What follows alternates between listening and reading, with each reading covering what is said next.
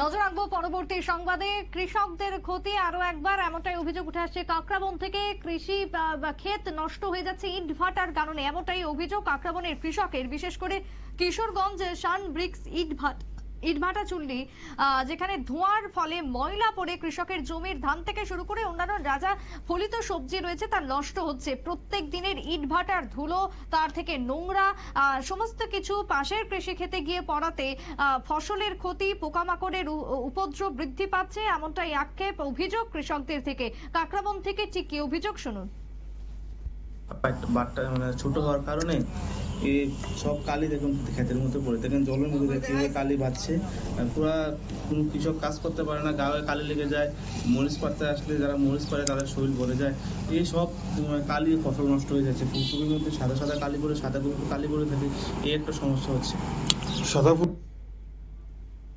সংশ্লিষ্ট বক্তব্য আপনারা শুনলেন। ঠিক যে অভিযোগ রয়েছে তাদের, দিনের পর দিন তারা সমস্যার সম্মুখীন হচ্ছেন। আর সংবাদ মাধ্যমের মুখোমুখি হয়ে ঘটনার সুষ্ঠু বিচারের দাবি করলেন সংশ্লিষ্ট কৃষক। ছোট্ট একটা বিরতির পর ফিরছি, সঙ্গে থাকুন।